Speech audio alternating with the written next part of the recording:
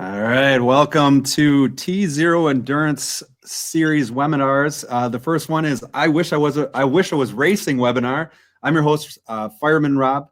The next 6 weeks, we're gonna have some great content for you. You can go to iwishIwasracing.com. You're gonna see all sorts of things like weekly challenges, our webinar schedule, workouts from pros like the one that we're gonna talk to today, Meredith. You're gonna have inspiring videos as well as just being positive during this time of challenge. So let's get to it. Our first webinar guest right here, Meredith Kessler. Thanks so much for being on. Thanks, Fireman Rob. So pumped to be here. Thanks for having me. Really appreciate it. Yeah, definitely. This is such a challenging time for individuals. Definitely some people who are going for their first Ironman or first triathlon ever, short distance, Olympic, whatever. Right. It is one of those times where we have to endure, and that's what the sport of triathlon is all about. Tell us what you've been doing at your house to endure. Right.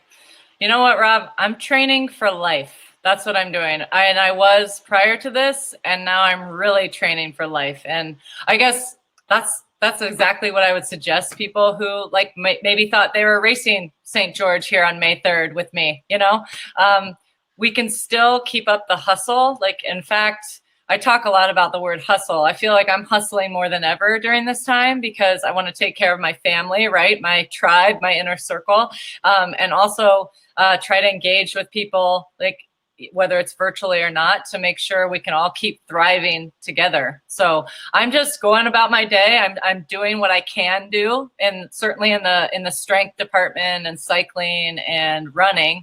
And I'm working on the swim. I'm gonna get there eventually. And so I'm just working on what I can do to keep thriving in my passion and my job. What would you say to that person who maybe like Ironman St. George was going to be their first ever? Right. And they're sitting here going, do I go to another one? Do I put up with the pain? What would you say to that person? You've done, what is it, 60 full Ironman distance, actually probably more than that. You've won 11 of them. And you've won 21 half Ironman. So from somebody as experienced as you are, what would you say to that individual? Because obviously it's a financial cost to them. It's a mentally challenging, physically challenging. Right. But you were there. You bought your first Ironman registration with your graduation money. Right. Yeah, registration and first bike. Yeah, absolutely. No, it's such a hard. First of all, I think if everything ends. That's my biggest thing that I have to keep. It's on my sweatshirt even here too. Everything ends, and this will too. And we will be racing again. There's a lot of things in our life that are far worse right now in people's lives in general than us racing. And this will end, and we will be out on the course. And so I do feel, though, for those people who have been training since they were doing St. George May 3rd, and they've been training for the last 6 months, 1 year, and now their dream, their bucket list, their vision of what they wanted to do is now not going to happen until September. I guess my biggest thing is like, all right, May's not happening, so let's go onward to September, and like we're going to just control what we can through there. September will happen. We will get there. If we get to September, it doesn't happen, that's okay. We'll go to when it's rescheduled, and it will happen. So it's often hard, and I talk about this a lot with my circle of friends, is how do we keep the motivation up? Like, how do we keep the stamina? And I know a lot of that hustle I talked about is also an internal mind hustle too. Like, you know, a lot of us athletes as a living, our get up and go, our gumption to excel, what gets us out of bed in the morning is, we have a race in X amount of time and all this stuff. But because I know those races will happen again because everything ends, that gets me out of bed. Also, between that, knowing that, while I love what I do, I thrive. I thrive when I go and do a hard swim. And I told my cycling coach, Cato, and my run coach, Sean, that like keep pounding the pavement for me because I'm ready. And when I can race again, I know my swim will be a little off, like everybody's, of course, but I will be like the first to register, right? So, but I think we just have to keep that internal drive and like, there are these, and a lot of people who know me have heard me say this too a lot in my life, is that even since I was like a high schooler and like always been an athlete my whole life and loved it, you know, people ask, what's your get up and go? What gets you out of bed in the morning? And it's like 6 little words, and they're so trivial. There's nothing sexy about these words. It's just remember what you feel like after, right? Remember what you feel like after. And like, nobody could say to me that they didn't feel great after they completed a workout, even when it was hard to get out of bed, or even when they maybe didn't really want to do it. I promise you, whether they even went slow or fast or everywhere in between, they still were glad they did it after. That's also what I use when I really feel like there might not be a way I can finish an Ironman. And then I remember what I feel like once I get to Mike Riley or the finish line or whatever it is. So we have to also find, what I've been doing is find motivation and reward. Okay. So I'm really into that. And honestly, I will be honest, that reward might be like, you know what? I'm going to crack open a bottle of really good red tonight with our dinner, or I'm going to head up to Coffee Vault and get my favorite latte. I'm going to run up there because I can get it to go. I'm supporting a small business, and Aaron and Mac can pick me up there, you know? So it's like finding motivation and reward. And that's what I've been doing a lot of extra these last few weeks. I love it. The little things that make the biggest difference. Right. 100%. Now, for you, the number of finish lines that you've crossed, and I think this is always, for myself as well, such a powerful thing, is understanding that finish line is not like the end of your journey, but it's part of this longer journey of being healthy and having a lifestyle. So, you know, talk to me about that positive lifestyle that triathlon brings to you, and that, you know, even though maybe some of the races are discontinued right now or rescheduled, that it's okay to keep working out, right? Right. 100%. You can still do this lifestyle. And hey, that's why the virtual world has come out too, that we can do things together. Yeah, we might not be side by side, but we can do things virtually together. And it, like, for example, I've been meeting my cycling coach most days to ride, and just knowing that she's going to be next to me, her little avatar on Zwift, and we're like doing it together. Or I did a track session with Holly Lawrence the other day. It's like my little sister, and just like seeing her kick my butt, even, you know, a few yards up in her little skinny avatar, I was like, this is awesome, you know? So like, no, I really enjoy stuff like that. And honestly, our brand is balance. It always has been. Like, that's sort of, you know, and I've said this in speeches before, like, could I be a little bit more balanced in my diet? Could I not have those extra cookies or that extra slice of pizza? 100%. But like, and maybe I would perform better. But like, for me, Rob, you know this about me. If I'm a happy human, then I'm a happy racer.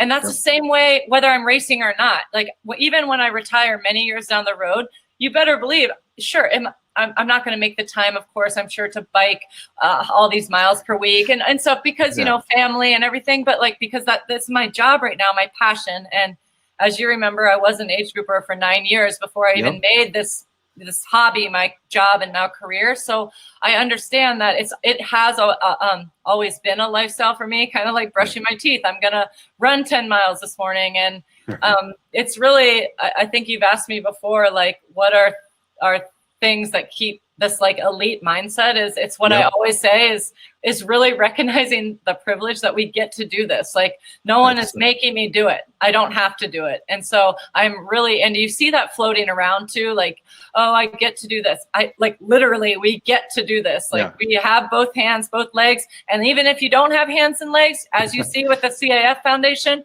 they're crushing it out there. My buddy Rob Balukas, who doesn't have access to his legs, he's out there. He's on Zwift with his arms right now. It's pretty cool. So like, we get to do this, and we get to do this now. And you and I talked about this the other day with just the way, like, for me, it's hard. Like, the world is suffering right now, right? We're in a very, very tender place.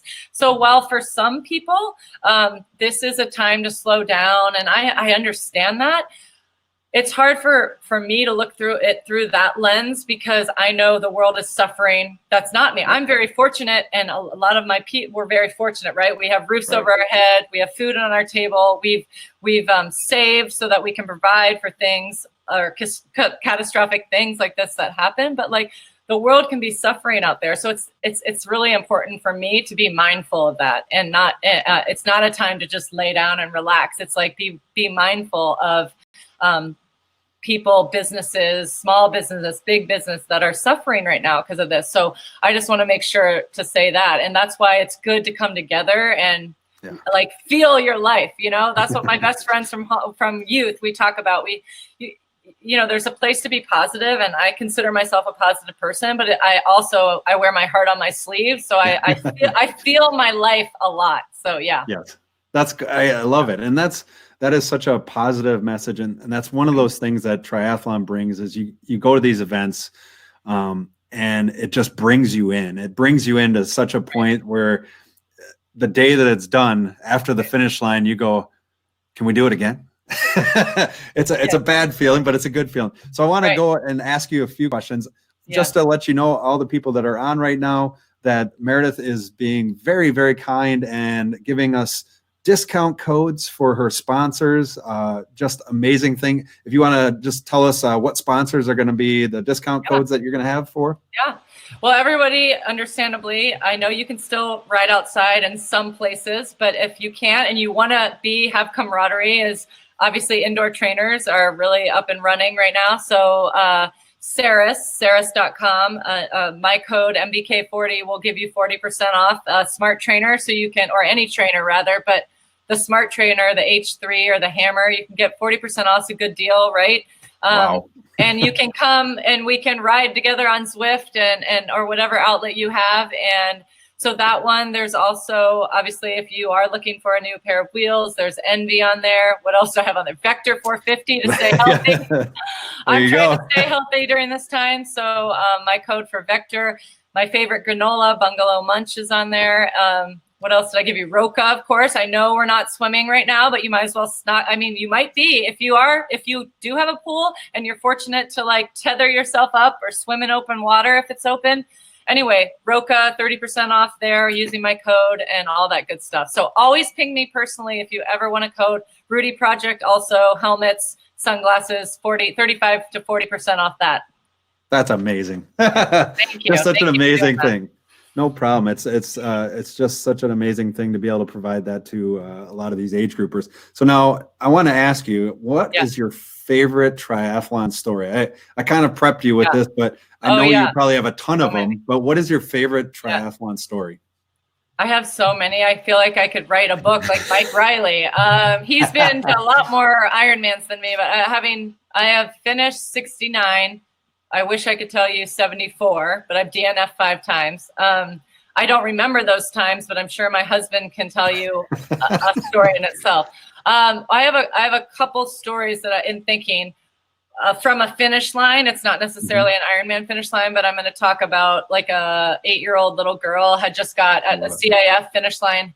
And I still get a duck, in my throat talking about it. But it was her first time on her new prosthetic leg. She had just became a leg amputee, and so she'd never had a prosthetic leg. And just to see her, the race was maybe at 1K, not that far, but so far for someone who's just received a prosthetic leg. And she fell, no joke. And Challenge Athlete Foundation has heard me say this story so many times because this was probably 8 years ago, and it still rings to my head because now she's like a young adult, and I look at her and she's like sprinting faster than me. Like, it's insane. The point is, she must have fallen every like couple steps, and the gumption that I saw on her to get up every time she fell, she finished with gusto, and that to me was my favorite finish line story. I have another story where, in lightening things up, in that a gentleman asked me to carry his ring, an engagement ring for his, he wanted to propose at the finish line. And so at about maybe the second, it was at Ironman Arizona, and I was given the ring at like maybe 2 miles to go. And I was in the, I'm in the, I think I got past that year, the last like 2 miles for the win. So I literally the last like 3 miles or something. So I got the ring after that, and I'm a little shaky. And I just remember, Arizona, you like are about to make a turn. I dropped it, not the ring, Like I flat out dropped it, and I just was freaking out because it bounced somewhere and I couldn't find it for a hot minute. And then I saw the little black case and I like dove to get it before it went down like a drain. I mean, you can't make this stuff up. Anyway, I grabbed it and I like sauntered to the finish line. And I just remember, like, as much as happy as I was for finishing and thankful to get second, I was just so elated that I could give this because he was waiting to propose. They weren't in the race. They weren't in the race. They were at the finish line cheering. And I was like, I gave it to him and I was like, thank you. And then I probably went and laid in fetal position, but he did it. He proposed. And that was the victory for me of the day, getting him his ring without losing it. Oh, that's perfect. Yeah. That's perfect. I love it. No, I want to kind of circle back to the CAF because we have Bob Babbitt on tomorrow night on the webinar. And the event that you're talking about is their annual triathlon that you go to.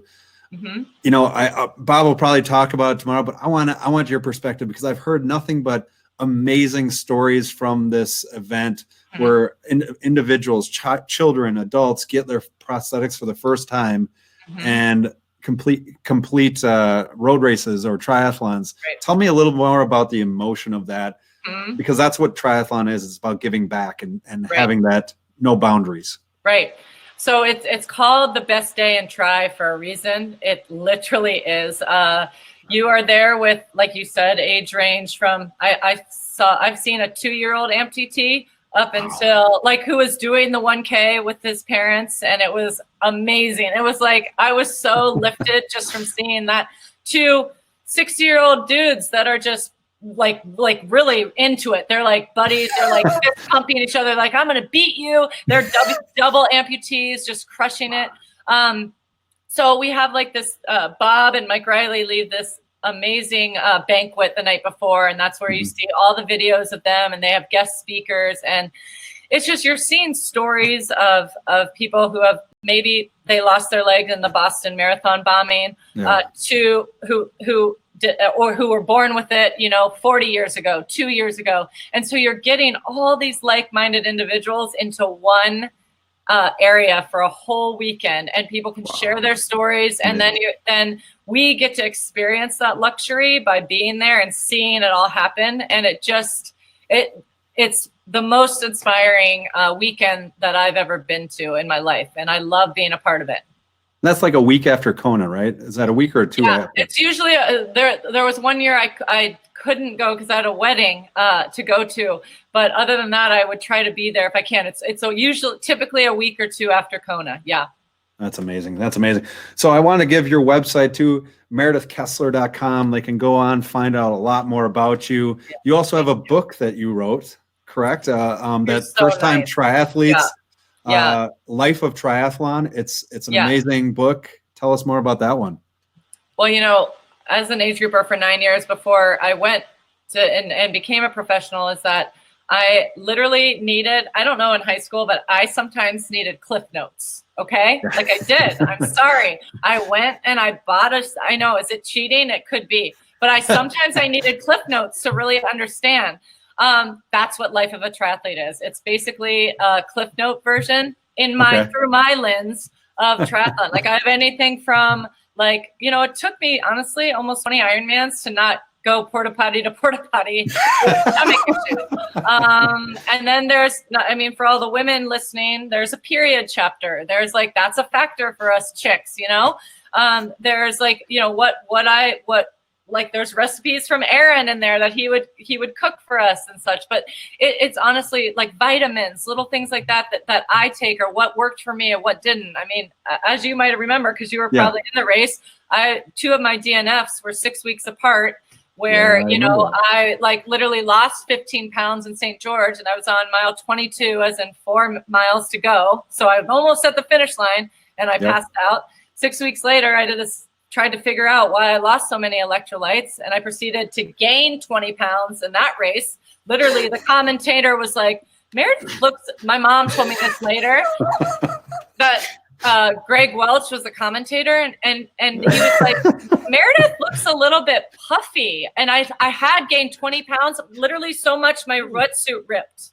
And one of my best friends, he and his wife literally at mile 70 had to carry me off the course because I was like textbook of like when too much sodium hits your kidneys. Oh but my gosh. and I was swollen. I was swollen like that for a couple of weeks. But then the body can be so resilient if we allow it to. And I remember I did Rev 3 Portland like 2 weeks after that, and we won. So it's like you've got to like pick yourself up, like in everything. What we're doing right now, we have to have that vitality and that resilience to overcome all the adversity we're experiencing on and off the race course, and just live our best life in that way. Yeah. I love it. I love it. That book is lifeoftriathlon.com. You can go there and you can find that book.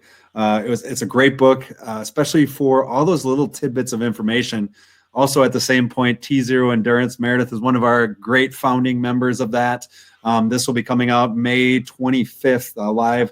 We're bringing everybody together. I actually just want to, before we talk more about that, I want to talk about one of the greatest moments for me, a Meredith Kessler story, was my race in 2012, Ironman St George. When I finished at 1 a.m. in the morning, there was nobody left there. I was racing in my firefighter gear, and I thought I had failed everything. And here is this lady standing in this race waiting for me. That was probably one of the most impactful moments I've had in triathlon, but this speaks to the heart of you, Meredith, in this sport and how much you care about it. Tell me, I always remember it. It's just, tell me why you love triathlon so much. Yeah. Well, I'm weeping now because I remember that. I just love that people push themselves to do things, myself included, that we think that we cannot. I mean, even as recently as Ironman New Zealand, a month ago now, like no kidding. Like, I mean, I for me, that was the race of my life. As a 41-year-old, that was like the fastest that I've ever gone on that course.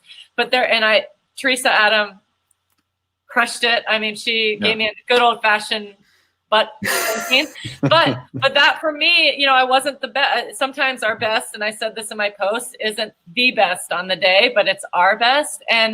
But there are a lot of pockets, like the other 69 Ironmans I've done, where I literally didn't know if I was going to finish. And it's pushing through that roadblock, right? Yeah. There's so many roadblocks that get thrown in our way in life, yes, but also in Ironman, whether that's the little ones that we can't control, like weather, or you drop your nutrition, or you get a penalty or whatever it is, or you get a flat tire. There's those, but then there's sometimes your body is just like, your upstairs and your downstairs don't match, right? And sometimes your legs are doing it and you're going to get there, but your mind is like, I'm in pain. I don't want to do this. Like every Ironman, by the way, as we kind of touch on this, I go through every single one and I'm like, never again, never again. And then literally like an hour later, I go home and I sign up for something else, so right. It's to get back to your main question, it's pushing through stumbling blocks that life puts in our path and conquering them. And I remember what I feel like after, because I do know what it's like to wake up the next morning when I've not finished, and it is a horrible feeling. And because we all try so hard. We put a lot of work and tears and blood and sweat into our passion or our job or our hobby, whatever it is, and we love it. And it's the thrill of victory. And I don't mean by victory, I don't mean winning. I mean the thrill of victory of like getting to Mike Riley at the finish line. And it's the agony of defeat. And I still remember my senior year, I said that the thrill of victory, the agony of defeat. And it's true. It's and by defeat, I don't even mean losing. I said defeat. The race defeated you. Something defeated you. You couldn't push through those stumbling blocks. So that's what I love the most about the triathlon world, is that no one knows how hard it is unless they're in it. I love my husband, and he's the same whether we win or lose, literally the same personality. It's great when we lose because I know I'm going to only get like a calm, straight voice. But sometimes when we win, I want him to be like, hey, woo! No. But it's just like such a great life lesson in an Ironman. And that's why that last couple hours, especially, you watch people who have been out there since you were out there. You've maybe gone home, showered, taken a nap, gotten a cup of coffee, talked to your family, and they've been out there the whole time. Way to rub it in, Meredith. No. I'm just messing with you. That didn't sound good, though. No. Get a sandwich. Yeah, that's just absolutely. But you, in addition, you are doing it with all that extra weight on you and 100 and some degrees. Oh, I've seen you do it. But yes, no, I don't mean it that way. You know that. I know what you mean. I was messing with you. You've had this, and they should be that. This is my job, so I should be able to do that, right? If it was their job, they'd be a lot faster. But what I'm saying is that they're finishing at that like tender hour, and Lindsay Corbin and I have been at the finish line so many times together, pulling that last finisher in, or just like literally going out to the finish line. And it's not like we're sprightly; we're like limping out to get them and trying to carry them on our back to get there. And there's been a time I've waited to 2 a.m. to Dave Kellerman's to finish, and they've already taken down the the finish line. Understand me? I mean, Ironman's defense, they need to cut it off at a certain time, right? And we all stood there. We waited. He did the distance. The distance. So we just waited there. 1 a.m. for you. You did the distance. A lot harder for you in all your fireman equipment. And that day was hot, like St. George is. Anyway, so just we share that experience together. Even though it's separately, we all know what it feels like to suffer in the moment and then push through that adversity. So that's what we're all doing right now in life, in our different pockets, different lenses, different ways. That's such a great way of putting it, because we are enduring through these challenging times, but at the same time, you can keep pushing yourself to that next level and keep competing and that focus, because that's what we're here for. That's what we love about the people that are going to come on this webinar. Meredith, giving us your insight. Another question. What are 3 things, you had touched on this earlier, and I think this is such a huge thing to hear from a professional athlete. What would you say are 3 like just little tidbits when Meredith is on that run? Where do you put your mindset that some age grouper can take away? Yeah. Well, I have my three trusty ones are when I'm in the moment, and I will share my quick, as you know, Kona is a beast for me. It is for everyone. But when I'm walking the Queen K, which I am most of the time, I dwell in gratitude a lot. And I said that on my post this year. I remember, sobbing when writing it, because I write these letters to Max so that one day he can kind of, because he's not going to remember being there now. He could care less what place I get, what I'm doing, but I can share the life experiences with him. And when I was walking the Queen K this past October, I know it sounds crazy, but Kona brings me kind of calmness, and I dwell in gratitude that, wow, I still get to be here and do this. Wow. And so my number one thing for age groupers, especially to realize, is that whole, we really need to recognize that privilege that we get to do this. Like, a lot of people would love to be suffering like we do. And by suffer, I mean enjoying the journey. The journey is far more important than the outcome, right? So enjoying the journey of swimming, biking, or running to whatever time, whatever place that gets you, to accomplishing goals and to making your hard work kind of parlay into a special day for you. And so that's my one, get to versus have to. I think my second would be my whole theme of balance and finding what balance means to you. Like, my balance might be different than your balance. I mean, I only have one child, like everyone has. Some people have 4 children. Some people don't have children, but they're still busy in life and everything. Everyone's busy. So finding what balance means to you and then living it. And that's important specifically for a lot of times in triathlon, as you could agree, Rob, is that it's a type A sport. It can often be very cutthroat. And I am one of those ones. I'm not cutthroat, and that's gotten me in trouble before. That's gotten me in arguments with a former coach that I wasn't going to be a pro's pro. Like, I wasn't going to make my whole life based on missing girls' nights and not eating at my best friend's 2-year-old birthday party, stuff like that. Like, I like balance, and I like to be Meredith the person, and I like to have fun in terms of be with my people. I don't want to hone in, and maybe that's why I walk the Queen K. I'm not saying that. Maybe that is why, but that brings me. It's a good walk. It's a good walk. It's a strut, but that brings me like calmness that my life balance isn't out of whack. So like that's my second one. So yeah, balance. And my second one, what's my third one? Probably that preparation breeds comfort. Okay. So like I think everybody needs to, I would say confidence. I just don't love that word. So I use the word comfort, like meaning we have to, as individuals, my theme is to have an internal comfort and an external silence. So like when Starkey comes on here, we're very different. What I love about Starkey is that he will be like, oh, I will crush that bike record by freaking 10 minutes. He delivers on that. Yeah. He delivers on that. Yep. I don't have that confidence. I don't have that comfort. I don't have that comfort to throw it out to the universe. Internally, I'm like, all right, let's just try not to get your butt kicked by XYZ, whatever. It doesn't matter. But so I think it's important, though, for all triathletes to just feel safe in that preparation breeds comfort, internal comfort, and just the rest will shimmy into place. If you've done the work, and it's okay if you have what I call web workouts. Why even bother? How many web workouts have you had in your life? Yeah.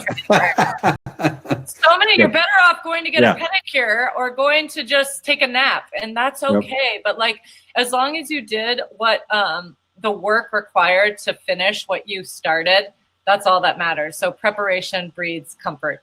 I love it. Those are great. 3 great ones. Now we've got a question for you.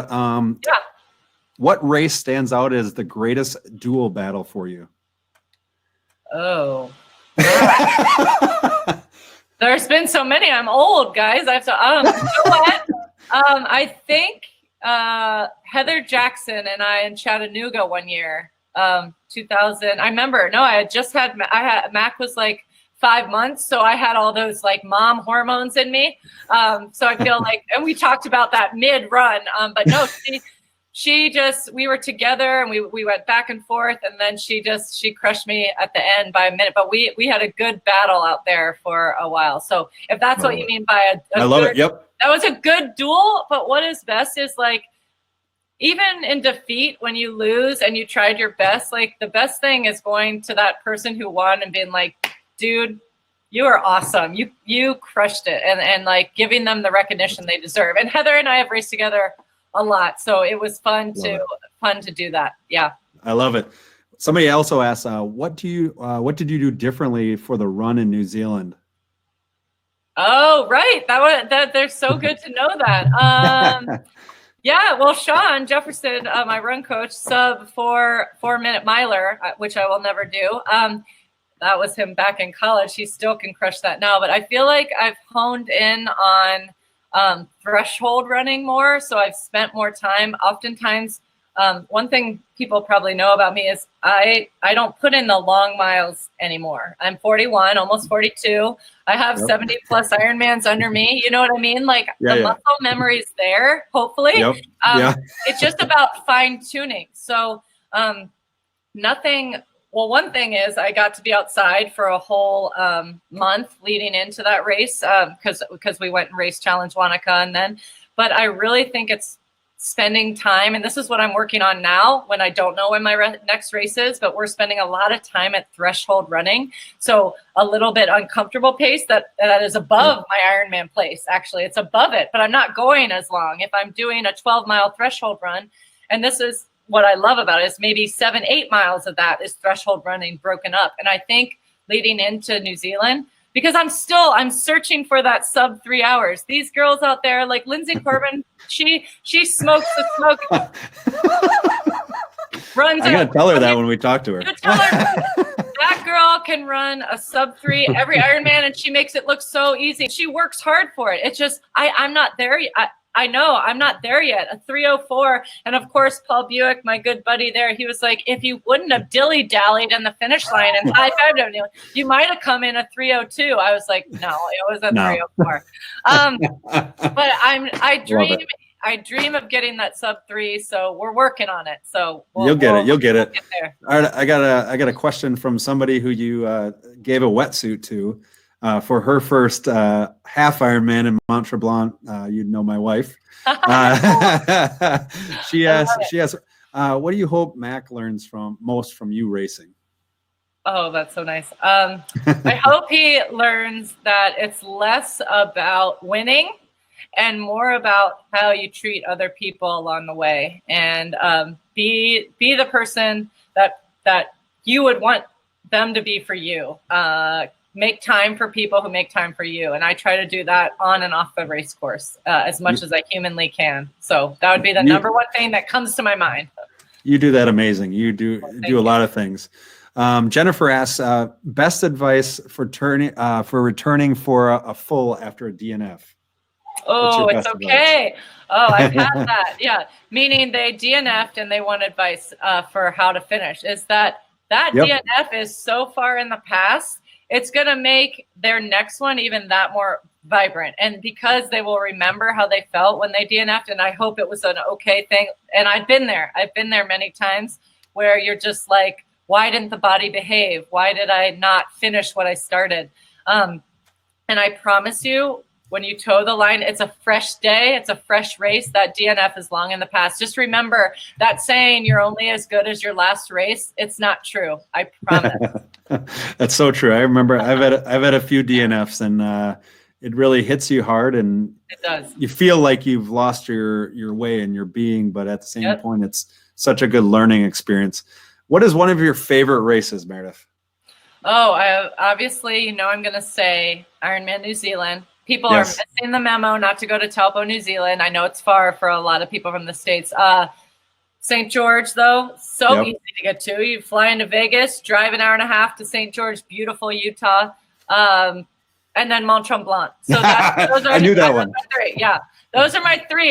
Those are. It's like I have my overseas one, my Canadian one, and my Ohio. My Ohio. I wish there was an Ohio one. I have my United States one. Yeah. As much as I love Arizona, and Arizona is a great first Ironman. The camaraderie there's great. But if you're looking for beauty and a team that really takes care of every single athlete's pro or amateur, those are the three that are the best for me. Yeah. Oh, I completely agree. So we're going to end this by what would be the best quote that you could tell our audience in this time of challenge?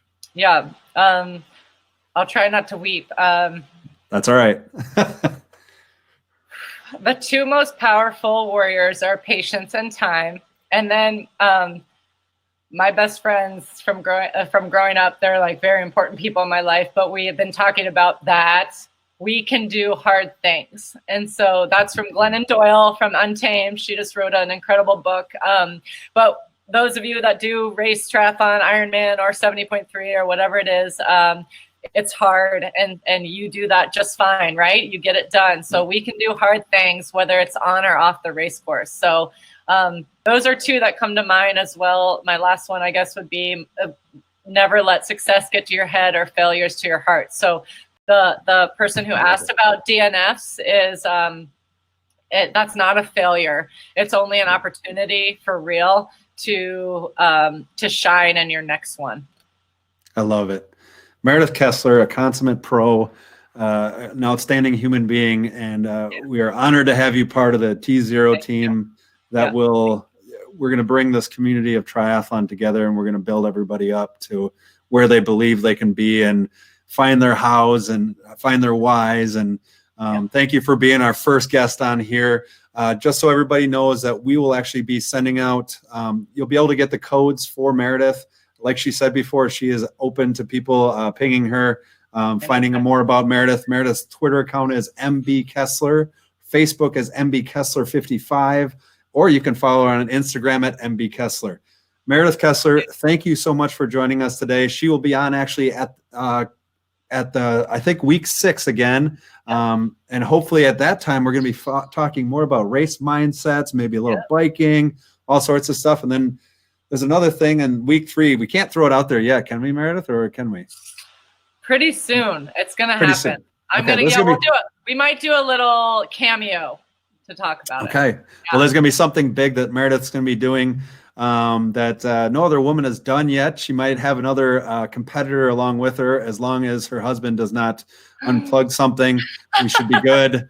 But definitely thank you all for tuning in today. Tomorrow night, we're going to have Bob Babbitt. Meredith has known Bob for a long time, so it's going to be a great show again. But Meredith Kessler, have a great one.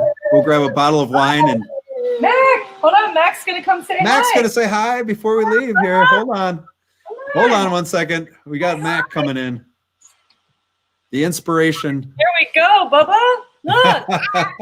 Hi. Hi. Hi. He's like, hey, can you say bye to everybody? No. He doesn't want to leave. I don't think anybody wants to leave, but it's all good. Thank you for having me, though. Really, thank you so much. Definitely. Thank you for tuning in tonight. And definitely we'll have this podcast on, or this webinar on that iwishIwasracing.com. Find out more about what we have coming up. Meredith also has one of her favorite workouts that's going to be posted on there. So thanks again, Meredith. Thanks again for everybody who tuned in tonight. And we'll see you tomorrow night. Thanks. Thank you. Bye.